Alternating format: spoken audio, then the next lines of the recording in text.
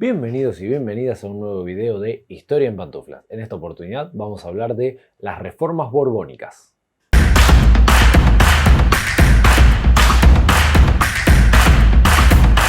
A inicios del siglo XVIII, muchos intelectuales españoles hablaban con nostalgia del gran apogeo de su imperio durante lo que se conoció como el siglo de oro español.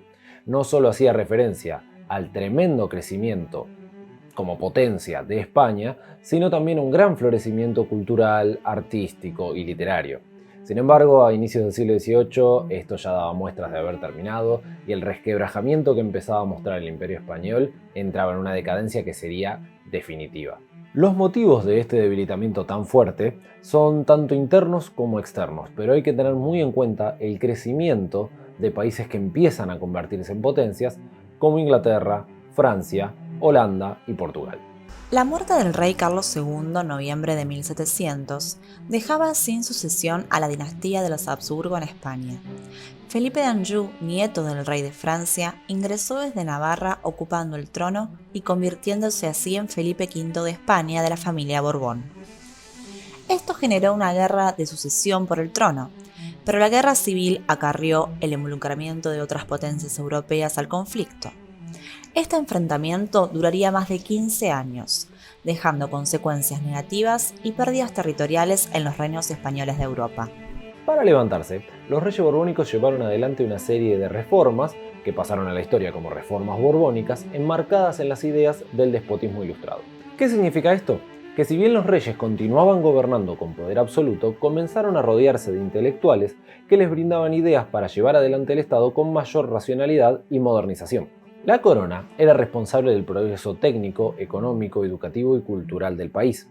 Desde una perspectiva optimista, utilitaria y positiva, se ponía énfasis en la educación como fundamento de la felicidad pública. Sin embargo, todo este reformismo ilustrado no ponía en duda el orden social ni los fundamentos de la religión católica que basaban el Estado. Los reyes borbónicos Fernando VI y Carlos III tenían como objetivo devolver a España la gloria del Imperio Español. La principal preocupación estaba en torno a las pocas ganancias y beneficios que estaban generando las colonias americanas para la metrópolis. ¿Eso por qué?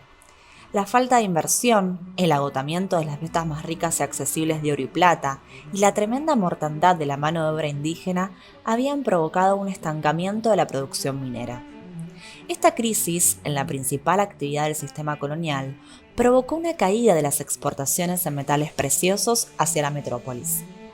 A su vez, las colonias venían desarrollando cierto grado de autonomía económica con respecto a España, que no tenía capacidad industrial para producir todo lo que demandaban.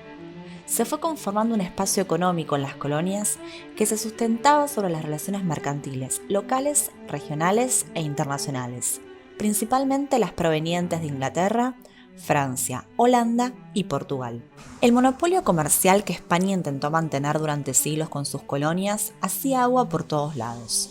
El mercado ilegal o contrabando, si bien no era algo nuevo, fue uno de los problemas centrales, ya que los principales comerciantes de ambos lados del Atlántico estaban inmersos en él. El oro y los metales que evadían el circuito legal hacia la metrópolis quedaban en manos de comerciantes y o contrabandistas.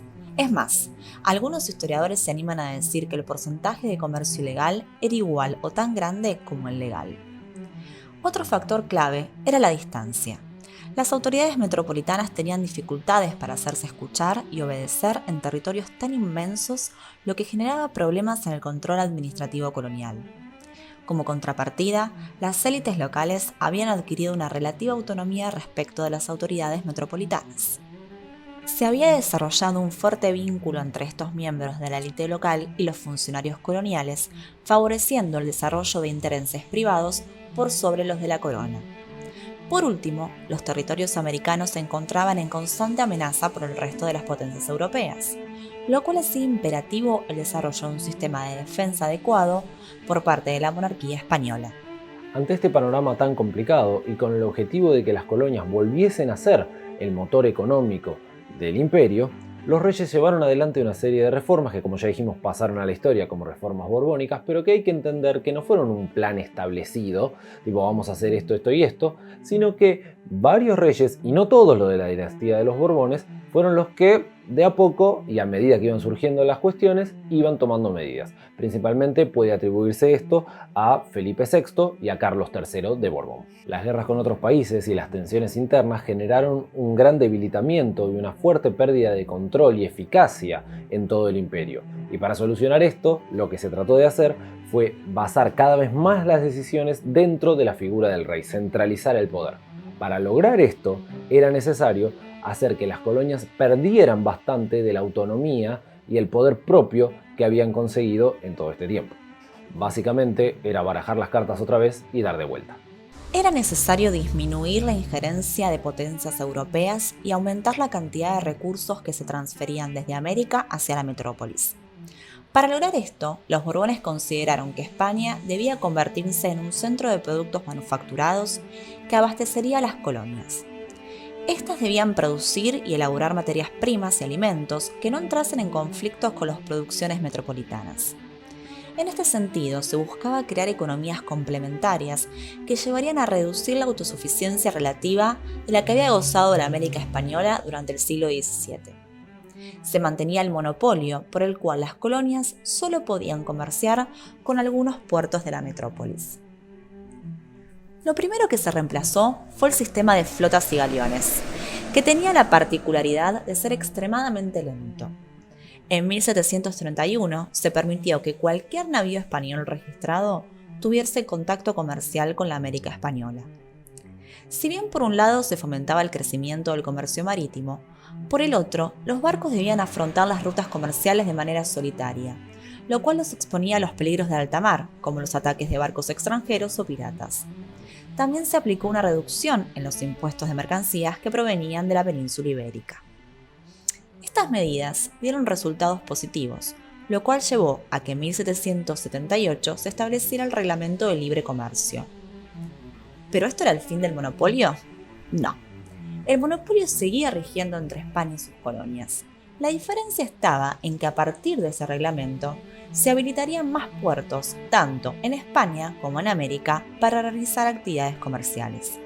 Parlamento de España, esto no implicó una disminución del contrabando, ya que el problema central era que la metrópolis no había logrado convertirse en la productora de bienes manufacturados que América necesitaba. Se dio un aumento del impuesto que gravaba el comercio, la alcabala. Además se crearon nuevas aduanas y los nuevos funcionarios encargados de recaudarlo eran designados directamente por el rey. Por último, se ampliaba el monopolio metropolitano sobre ciertos productos como el tabaco, la aguardiente y la sal. Los resultados de estas reformas económicas significaron una triplicación de los ingresos entre mediados y fines del siglo XVIII. Para aumentar el control sobre los territorios coloniales y disminuir la autonomía que las élites locales habían adquirido, los Borbones generaron algunas modificaciones para hacer más eficientes las instituciones coloniales. En 1714 comenzaría un proceso para reemplazar al Consejo de Indias y a la Casa de Contratación. En América se generaron nuevas divisiones en el plano administrativo territorial. Manteniendo casi intacto el Virreinato de Nueva España, el Virreinato del Perú fue subdividido, por lo que tras las reformas hubo un total de 4 virreinatos para los territorios americanos bajo el dominio español. En 1739 se creó el Virreinato de Nueva Granada, el cual tendría su capital en Santa Fe de Bogotá, y en 1776 la zona sur del Virreinato del Perú se desprendió formando el Virreinato del Río de la Plata, con capital en Buenos Aires. Asimismo se crearon nuevas capitanías generales, la de las provincias internas, al norte de Nueva España y la de Venezuela. También se reestructuraron las de Chile, Cuba y Guatemala. Con esto se buscaba aumentar el control político-territorial sobre los extensos territorios americanos y centralizar las funciones en agentes peninsulares. En esta línea, desde 1782, entraron en funcionamiento las intendencias, con el objetivo de reducir el poder que habían adquirido los cabildos, los alcaldes mayores y los corregidores, como representantes de algunos sectores de la élite local. La figura del intendente debía ser peninsular y era elegido directamente por el rey. Tenía funciones gubernamentales de policía, justicia, hacienda y guerra. El hecho de que tuvieran tantas funciones y atribuciones generó conflictos con las figuras de los virreyes, aun cuando el intendente debía estar subordinado a él. Para combatir la corrupción administrativa, la corona intentó que los salarios y el origen peninsular de los funcionarios se extendieran como características a toda la burocracia colonial. Así, la política borbónica marginaba a los criollos de los cargos más altos, cedidos directamente al control peninsular. A medida que fueron aplicadas las reformas, fue posible aumentar los ingresos de la metrópoli. Una de las esferas donde la corona española decidió invertir estas ganancias fue en la defensa de los territorios coloniales.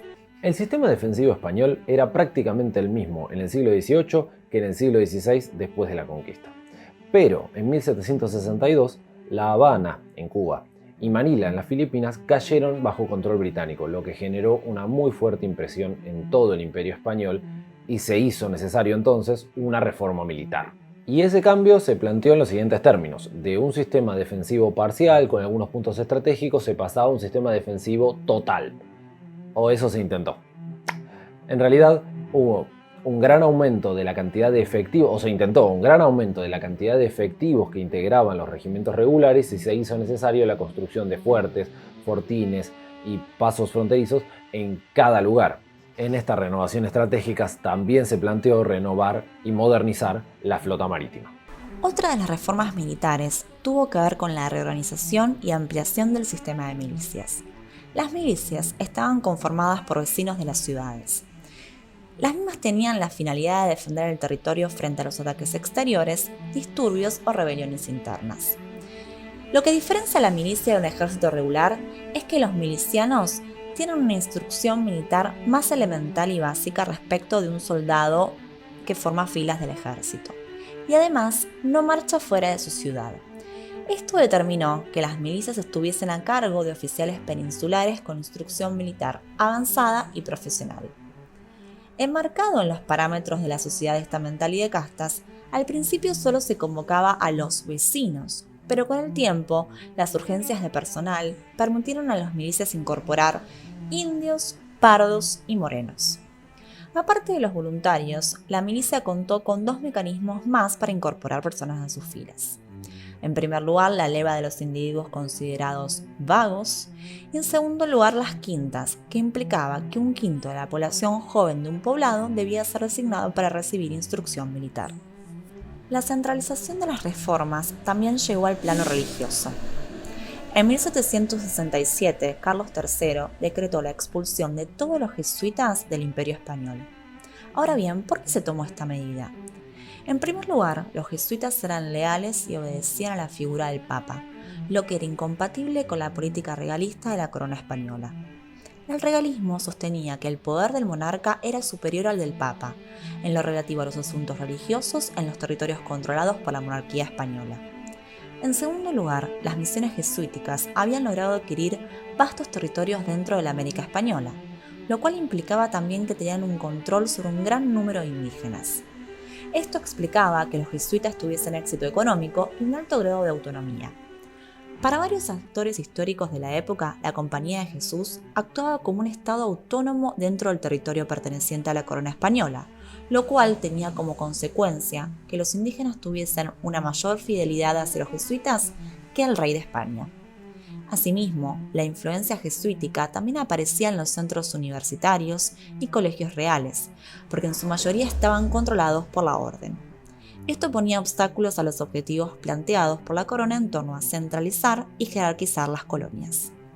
Es necesario recalcar que con todas las medidas que vimos en este video, no hubo un plan reformista integral, sino que a medida que se diagnosticaban los problemas se iba avanzando en posibles soluciones. Ahora bien, el proceso abierto por las reformas ha generado muchísimos debates. Para algunos fue una especie de reconquista de América, una reorganización y el resurgir y el reafianzamiento de la España imperial. Pero para otros en realidad fue la descalificación de esa España imperial y la decadencia definitiva. La mayoría de los debates terminan en realidad en el balance final de las mismas. ¿Tuvieron o no tuvieron el impacto deseado?